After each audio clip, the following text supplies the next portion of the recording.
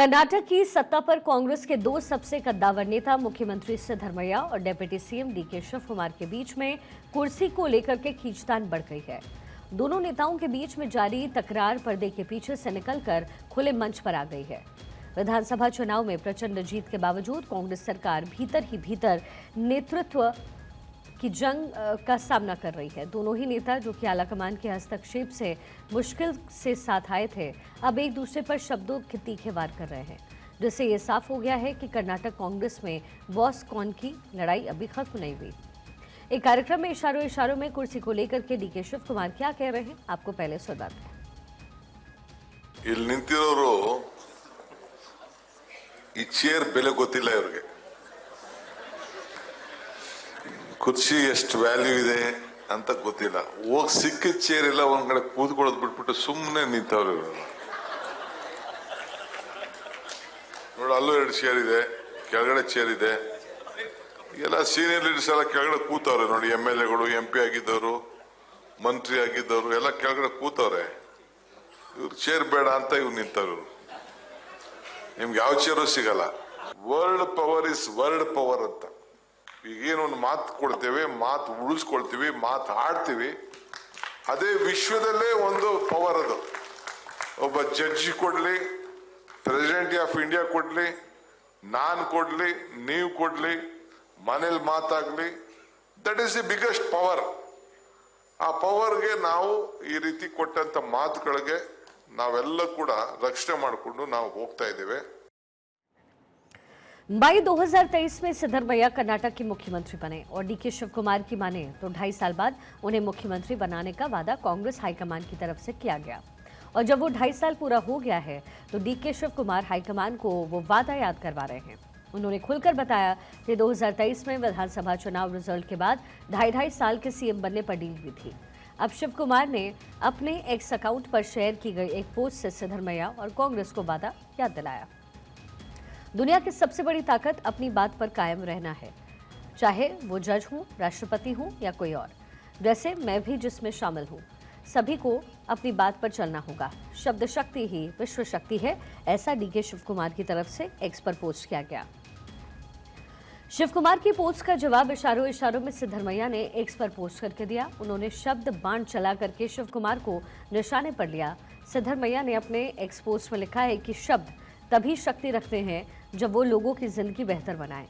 ये घोषणा करते हुए गर्व हो रहा है कि शक्ति योजना ने हमारे राज्य की महिलाओं को 600 करोड़ से अधिक मुफ्त यात्राएं प्रदान की हैं। सरकार बनने के पहले महीने से ही हमने अपनी गारंटी को कार्रवाई में बदल लिया।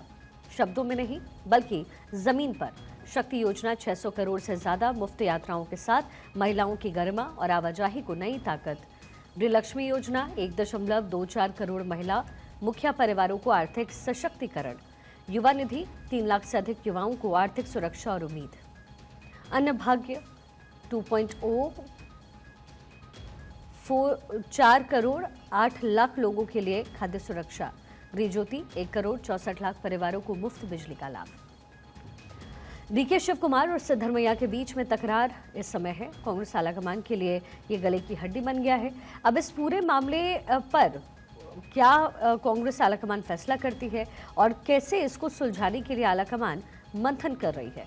खबर है कि सोनिया गांधी के विदेश लौटने का इंतजार हो रहा है और दोनों नेताओं के बीच में तकरार सुलझाने के लिए जो फॉर्मूला है वो तय किया गया है।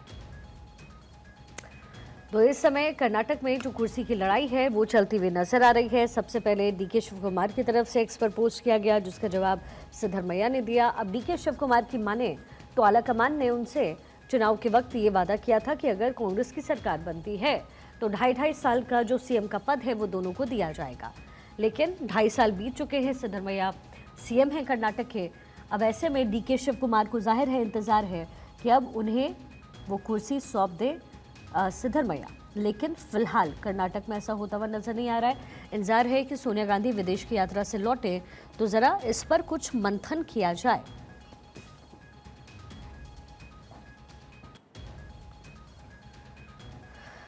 तो एक एक करके जो कांग्रेस शासित राज्य हैं वहां पर इस तरीके की जो सियासी हलचल है वो होती हुई नजर आ रही है। अब कर्नाटक में भी कुछ ऐसा ही होता हुआ नजर आ रहा है। लेकिन क्या कांग्रेस आलाकमान वाकई यही फैसला लेती है या फिर सोनिया गांधी के मन में है कुछ और, ये आने वाला समय बताएगा।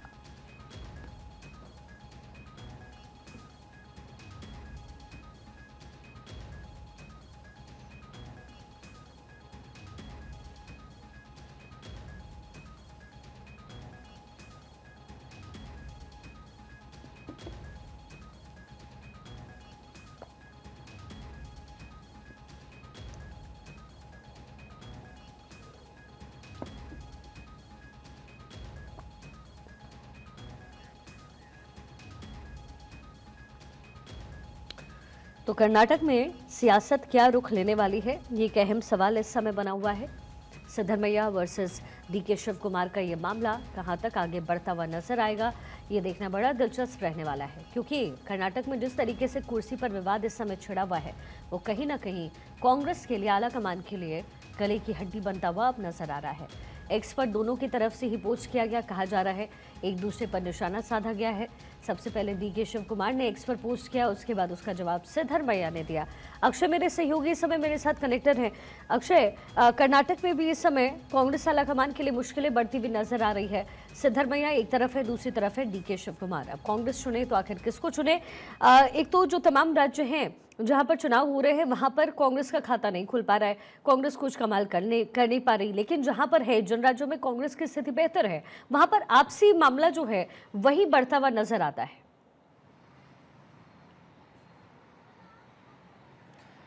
शिखा, सबसे बड़ी चीज़ है, आपने देखा होगा कि मुझे लगता है कि कांग्रेस और क्राइसिस एक दूसरे के पूरक हो चुके हैं और आजकल पॉलिटिकल पंडित भी इसी तरफ इशारा करते हुए नजर आ रहे हैं। कांग्रेस जहां अपने आप को मजबूत करने की कवायद करती है, वहीं पर कुछ ना कुछ उनके सामने ऐसी चुनौतियां आ जाती हैं जिससे कि वो निपटने में पूरी एनर्जी और ऊर्जा खत्म कर देते हैं। और यही वजह रही है कि कांग्रेस अपने आप को 2014 के बाद सही स्थिति में नहीं पा रही है। अब ताज़ा जो बखेड़ा सामने आ रहा है वो डीके शिवकुमार और सिद्धरमैया के बीच में है।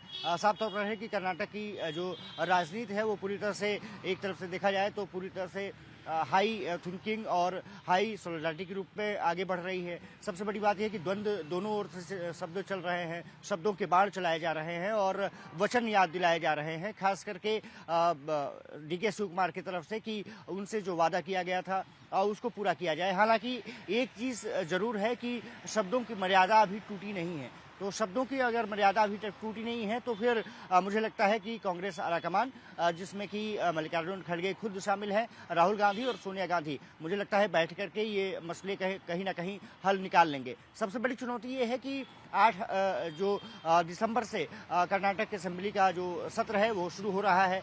चुनौती ये है कि उस सत्र को कैसे चलाया जाए। बीजेपी अपनी रणनीति बना रही है, हालांकि वेट एंड वॉच की स्थिति में अभी बीजेपी है, लेकिन बीजेपी के नेताओं ने अब मोर्चा खोलना शुरू कर दिया है। सुनील कुमार वहां के वरिष्ठ नेता, बीजेपी वरिष्ठ नेता हैं, उनका साफ तौर पर कहना है कि हम आने वाले समय में विश्वास प्रस्ताव भी ला सकते हैं। जो विजेंद्र हैं बीजेपी के प्रदेश अध्यक्ष, उनका साफ तौर पर कहना है कि जो कांग्रेस की क्राइसिस है उसके कारण हमें पता नहीं है कि हम कहाँ जा रहे हैं, प्रदेश कहाँ जा रहा है, कर्नाटका की राजनीति कहाँ जा रही है और कर्नाटका के लोग कहाँ जा रहे हैं। विकास का जो बुनियादी ढांचा है वो खत्म हो रहा है। लेकिन जो सिद्धरमैया है उनका साफ तौर पर कहना है कि हमने शक्ति योजना के जरिए महिलाओं के सशक्तिकरण की बात की है, हमने जो वादे किए थे उसको अधिकतर वादों को धरातल पर लाया है। इस मसले को लेकर के निश्चित रूप से डीके शिवकुमार भी सिद्धरमैया से सहमत दिखाई देते हैं, लेकिन दोनों ओर से जिस तरह से चल रही है मुझे लगता है कि अभी वक्त जरूर है। सिद्धरमैया निश्चित रूप से अभी कम से कम सीएम बने रहेंगे, ऐसी पूरी उम्मीद निकल के सामने आ रही है। डीके शिवकुमार हालांकि जरूर कोशिश कर रहे हैं कि वो राहुल गांधी से मुलाकात कर सके। कुछ दिन पहले उन्होंने व्हाट्सएप के जरिए और मैसेज के जरिए बात करने की कोशिश भी की थी, लेकिन राहुल गांधी की तरफ से इशारा किया गया कि अभी थोड़ा सा इंतजार कीजिए, मैं कॉल करूंगा।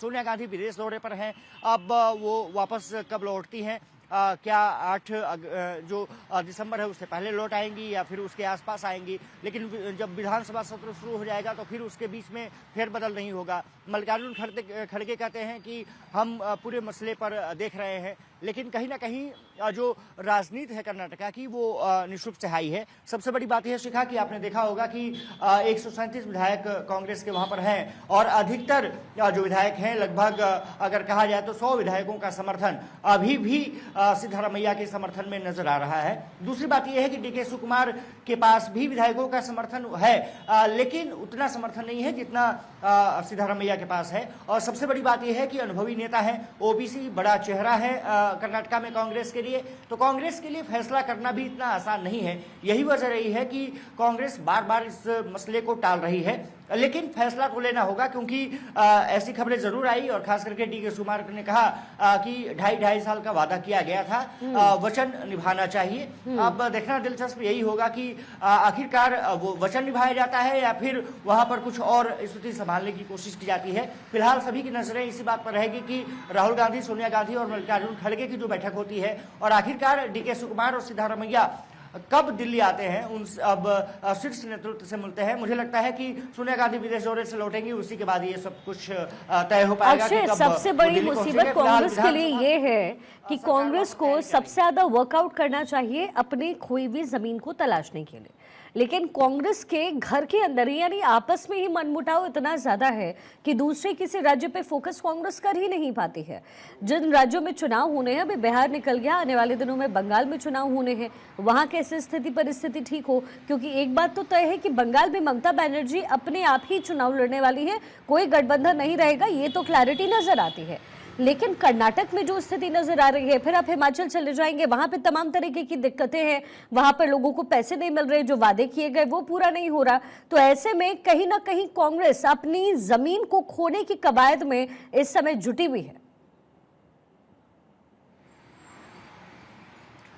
देखिए, सबसे बड़ी बात यह है कि मुझे लगता है कि रणनीतिक चीज़ों का कहीं ना कहीं अभाव कांग्रेस में रहा है और 2014 के बाद कांग्रेस बिखरती हुई नजर आई है। यही वजह रही है कि गिने चुने राज्यों में ही कांग्रेस की सरकार है और खास करके कर्नाटका एक बड़ा राज्य है, सरकार है, तेलंगाना वहाँ पर सरकार है, हिमाचल की सरकार है, लेकिन अधिकतर जगहों पर आपने देखा होगा कि जहाँ पर कांग्रेस की सरकारें हुआ करती थी वहाँ पर बीजेपी ने अपने सामदंड भेद या फिर कहें रणनीतिक अनुभव के जरिए वहां से सत्ता हासिल की। मध्य प्रदेश का उसका एग्जाम्पल है, राजस्थान में आपको करारी हार का सामना करना पड़ा, बिहार आपसे चला गया, पश्चिम बंगाल की रणनीति को लेकर के आप अभी अंधेरे में दिखाई देते हैं और उसके बीच में जब मसला सामने आता है, गोवा में लगा कि सरकार बन जाएगी, वहां पर बीजेपी ने सरकार बना लिया। तो कह सकते हैं कि कांग्रेस में कहीं ना कहीं रणनीतिक चूक नजर आ रही है। नेताओं के बीच जो मतभेद हैं वो सही स्थिति में बदलते हुए नहीं दिख रहे हैं और वो मतभेद जब तक रहेंगे, अंदरूनी खींचतान में कांग्रेस के नेता लगे रहेंगे, सत्ता लोलुपता जो बार बार देखी जाती है अगर वो कांग्रेस नेताओं में रहेगा और खास करके हर प्रदेश का जो कांग्रेस नेता है वो अपने आप को बादशाह समझने की कोशिश करता है और कांग्रेस आलाकमान जिसमें कि सोनिया गांधी भी हैं, मल्लिकार्जुन खड़गे भी हैं, राहुल गांधी भी है, कहीं ना कहीं अपने आप को उस स्थिति में नहीं पा रहे हैं। तो शिखा, मैं कह सकता हूं कि अभी स्थिति उतनी अच्छी नहीं है जितनी कि कांग्रेस को कोशिश करनी चाहिए कि अपनी पहले तो कमजोरियों पर सही तरीके से ध्यान दे और उसके बाद रणनीतिक जो चूक हो रही है उस भी कहीं ना कहीं ध्यान देने की जरूरत है। बिल्कुल ध्यान देने की जरूरत है और वो दिन दूर नहीं है जब हाय तौबा मच जाएगी कांग्रेस में। लेकिन इस समय कांग्रेस के अंदर चल क्या रहा है, क्योंकि हमने देखा मल्लिकार्जुन खड़गे भी ये बात बार बार कह रहे थे कि अपनी स्थिति को ठीक करने की जो कोशिश है वो भी लगातार की जा रही है, पार्टी अंदर बैठ करके काम भी कर रही है। तो इस समय क्या स्थिति है और ये पूरा मुद्दा कैसे सुलझता हुआ नजर आएगा?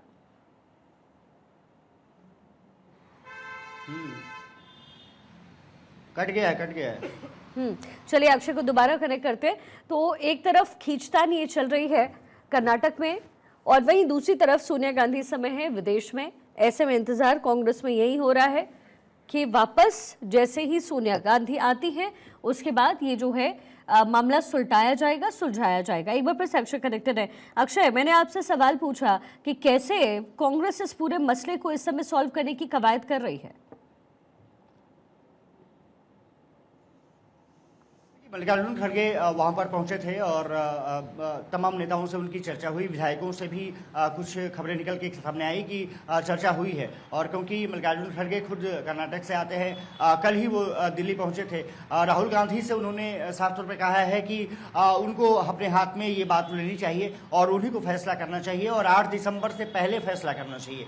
लेकिन सबसे बड़ी चीज़ यही है कि लगता नहीं है कि 8 दिसंबर से पहले फैसला हो पाएगा। और क्योंकि देर करती है कांग्रेस नेतृत्व किसी मसले को सुलझाने में, इसीलिए जो एक तरफ से गलतफहमी है वो लगातार नेताओं में बढ़ती जाती है और उसका खामियाजा ये भुगतना पड़ता है कि सरकारें गिर जाती हैं, सरकार को संभाल नहीं पाती हैं। लेकिन कर्नाटका का थोड़ा सा इशू इसलिए अभी बेहतर लग रहा है कि वहाँ पर जो विधायकों का समर्थन है वो कहीं ना कहीं मुझे लगता है सिद्धारमैया के साथ है और इसलिए कांग्रेस अभी थोड़ी सी रिलैक्स जरूर है। लेकिन मसले को जल्द से जल्द सुधारना पड़ेगा, अन्यथा बीजेपी निश्चित रूप से ताक में है। अगर थोड़ी सी भी चूक हुई तो फिर बीजेपी वहां पर निश्चित रूप से अपने आप को आगे बढ़ा करके कोशिश कर सकती है कि वो एक बार फिर से सत्ता में आ सके और खास करके वहां के लोगों की जीवन को बदलने का जो एक मादा रखने का फैसला बीजेपी ने किया है वो उसमें सफल हो सकती है। लेकिन सबसे बड़ी बात यह है कि कांग्रेस में कहीं ना कहीं खींचतान है और ये खींचतान कहाँ जाकर के रुकेगा अभी कहना बहुत जल्दबाजी होगी। लेकिन इसकी खींचतान ने कांग्रेस के अंदर ही कई सवालों को जन्म दे दिया है कि क्या कांग्रेस नेतृत्व अपने आप को उस स्थिति में नहीं पा रहा है कि वो नेताओं पर दबाव बना करके अपने फैसले मनवाए जा सके। और यही वजह रही है कि आपने मध्य प्रदेश में देखा तमाम बड़े नेता ज्योतिरादित्य सिंधिया एग्जाम्पल हैं, वो कांग्रेस छोड़ करके बीजेपी में चले गए।